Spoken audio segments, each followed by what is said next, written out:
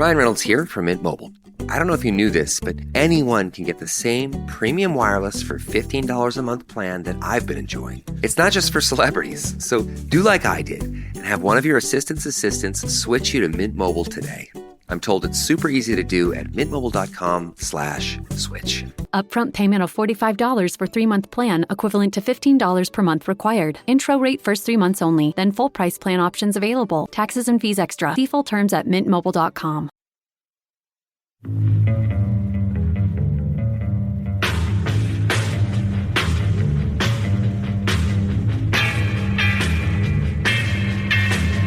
This is the Roger Stone Show, presented by Colonial Metals Group. A man who's gone through hell, but he's kept going, and he's smart, and he's strong, and people love him. Not everybody, but people love him and respect him. Roger Stone. Now, here's Roger Stone. Welcome back. This is the Roger Stone Show on the Red Apple Audio Network. And if you follow us at all, you know that we eat, sleep, and breathe politics.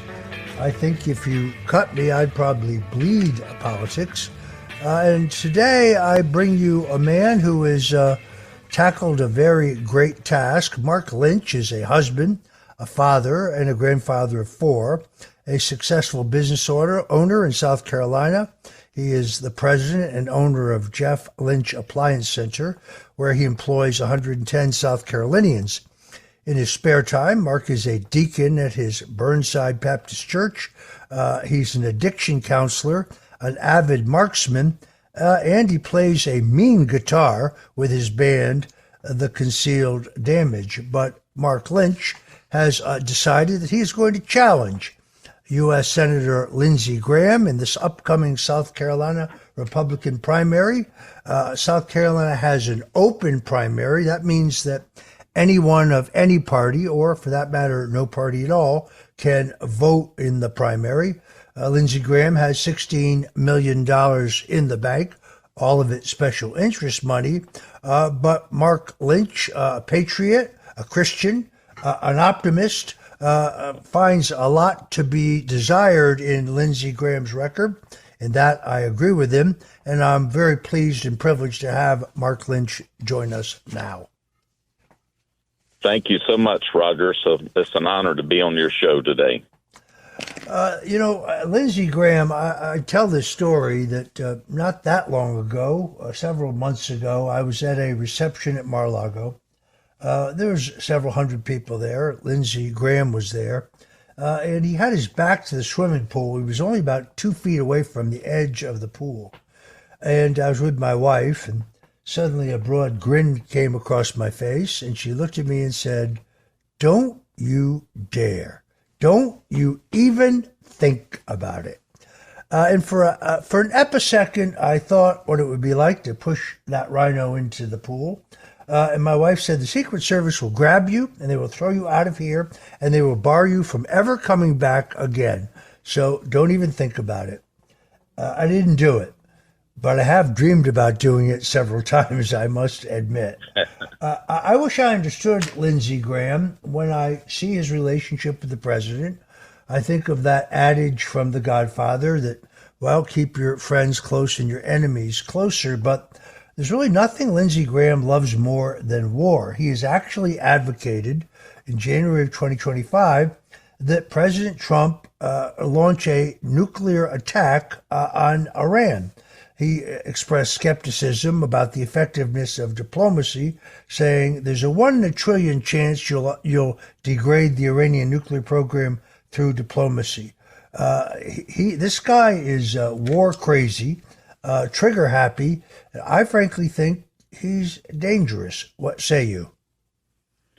Well, that's one of his definitions. We hear all the time that he is a warmonger, and I hope that doesn't happen. Our Congress is supposed to decide on that and vote on it. I guess Lindsey could bring it up and make a suggestion, but we don't want to be killing our sons and daughters in a war that we don't need to be in.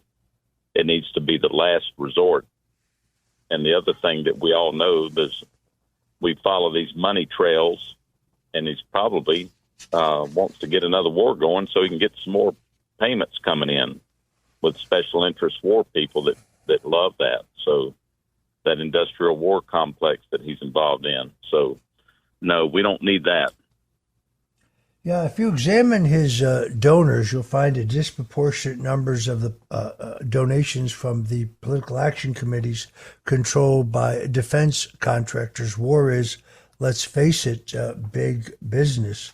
I remember specifically on reports that on January 6th, after the events at the Capitol, which I believe were part of a Fedsurrection, where we still don't have all the answers about what went down that day. I was not there, but Lindsey Graham was calling the White House counsel, threatening to have President Trump removed under the 25th Amendment. The 25th Amendment, which, by the way, the U.S. Senate has no role in whatsoever. The 25th Amendment can remove a president from office if a majority of the cabinet and the sitting vice president agree that the president is incapacitated and cannot fulfill his or her duties, and the president has the right to challenge that conclusion by taking it to both houses of Congress.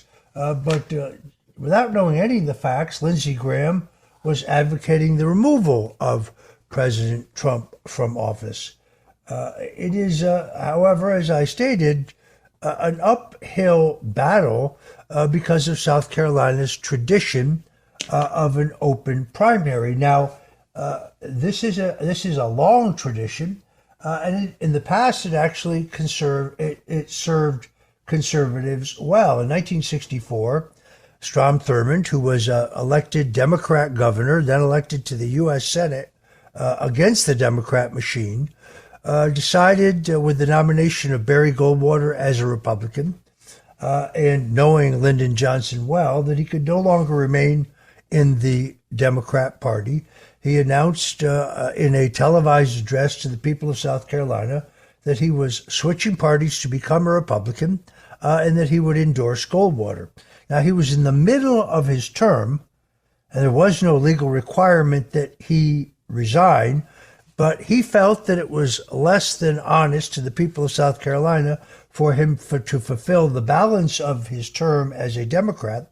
So he resigned the seat and then ran in a special election, and he first had to get through a Republican primary in which tens of thousands of conservative Democrats invaded the Republican primary, quite legally, to nominate Strom Thurmond, who went on to a sweeping victory.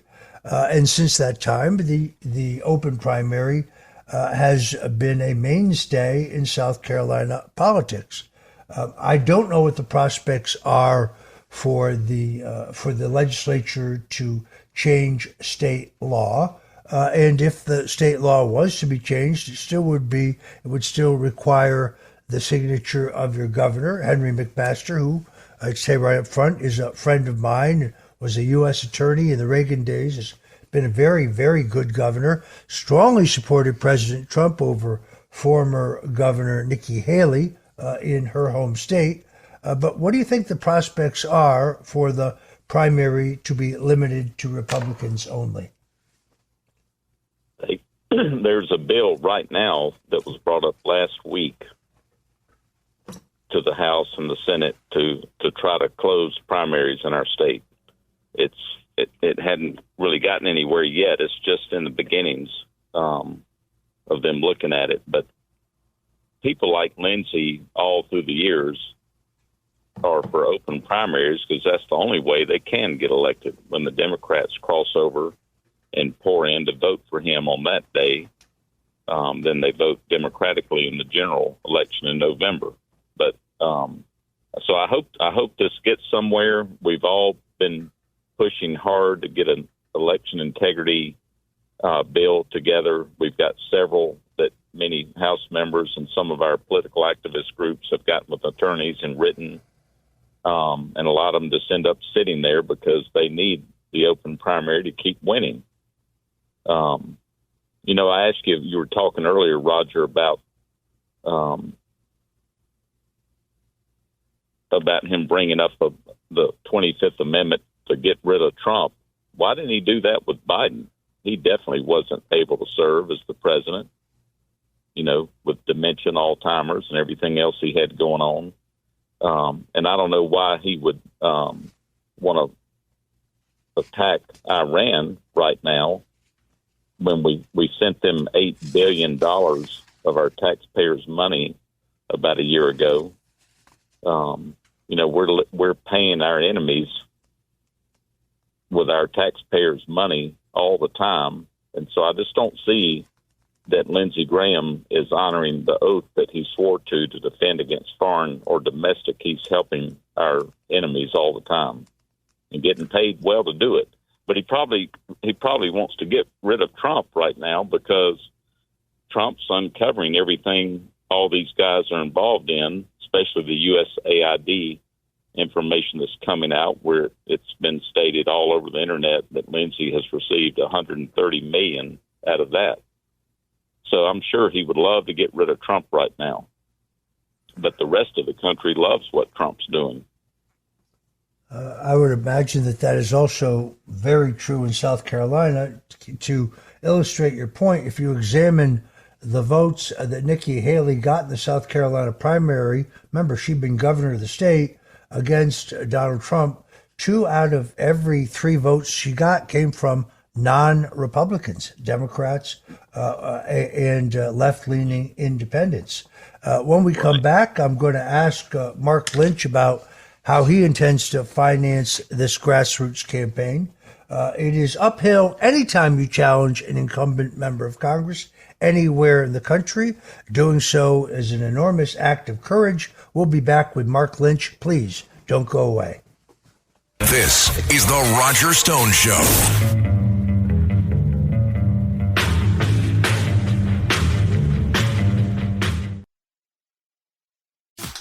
Smart Water Alkaline with antioxidant. 9.5 plus pH, now in cans. Refreshing. Made for every way you move. Should I run a marathon? Let's start with finishing that water. Smart Water Alkaline with antioxidant, now in a sleek can. For those with a taste for taste. Grab yours today. This episode is brought to you by Temptations Cat Treats. Your cat will come running for the perfectly irresistible Temptations Creamy Puree and Temptations Lickable Spoon Cat Treats. The best time to feed lickable cat treats to your cat is anytime. Feed by hand for a playful moment, in a bowl for a creamy treat, or as a topper to make mealtime fun. Visit TemptationsTreats.com to learn more. How does PwC take your company to the leading edge? They bring the sharpest minds in tech to your team, so you can bring the ideas that will transform your business. They're passionate about your industry, so you can walk into any room with every advantage. And they're with you every step of the way, so you can know you're headed in the right direction. PwC builds for what's next, so you can get there now. Get started at pwc.com/us/leading edge. This episode is brought to you by Loom by Atlassian. Are you feeling stuck at work? Get your team unstuck with Loom video messaging and move work forward. Use Loom to simultaneously record both your screen and yourself to share a quick update, provide feedback, train a colleague, and everything in between. Plus, add Loom AI to your meetings for instant written notes and recordings. Try Loom today at Loom.com. That's LOOM.com.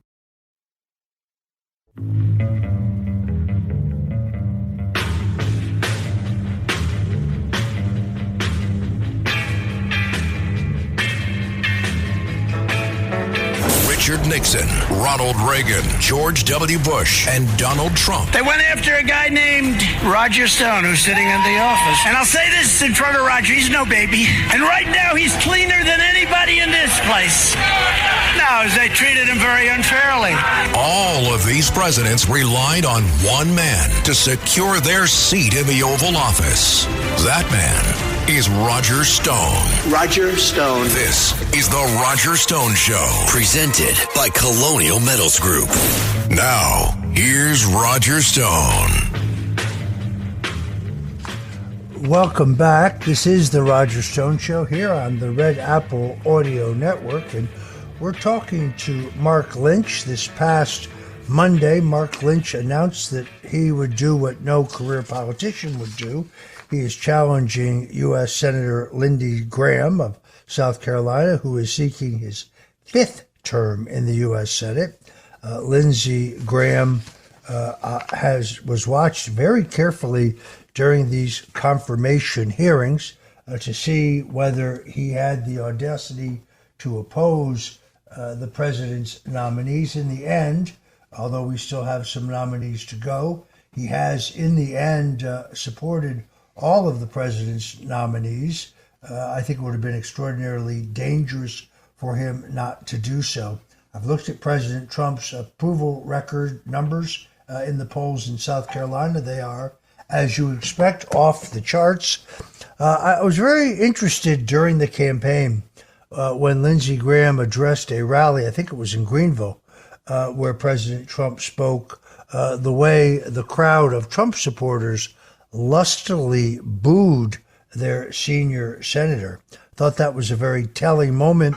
Seemed to surprise the president. But Senator Graham, according to what I'm reading, has actually $15.6 million in his campaign coffers, including $900,000 that he raised just in the last quarter of the year. Mark, this is an uphill battle. How do you intend to finance your insurgent campaign? Well, first of all, Roger, I'm going to inject $5 million of my own money into the bank account when we start it in a couple of weeks, and get that in for people to see. We're serious out here, and I think God is all in this. I know the people of the country. It wasn't really a party. The people of the United States voted and got President Trump in office overwhelmingly, and we're seeing that same kind of energy out here in this race. When I last ran for state senate, my election was stolen. People have asked me for 4 years, would I run again, because they know that I'm serious. I will do the same thing in that position as I've done in my life and my marriage as a business owner all these years. And it's about making good, godly decisions. And I'll do that in this position. And the Lord tells us in Psalms 145:20 that he watches over all who love him, but the wicked he will destroy. When Trump got in, a couple of weeks after he got in, he wrote an executive order to end the mutilation of our children for transgender surgeries. And Judge Herson came up and is overturning that. And Lindsey is one of 3 Republicans that voted to overturn Trump's executive order. He's for mutilating our children across the country into a transgender surgery. I don't think God likes that kind of a thing. And God promises all of us who love him that if we are for him, who can be against us? And nobody can touch us. The enemy can't touch us. God will fund this election. And I don't think we need 16 or 20 million to beat Lindsey. I think Lindsey is choking himself in his own vomit. That's what God does to his enemies. And this latest thing he did with this sexual transgender surgery bill that he doesn't want, overturning what Trump wanted, proves he's wicked evil. And so God will fund it. God supplies everything we need when we seek him first and his kingdom of righteousness. He'll bring the money, and the people will bring it to us.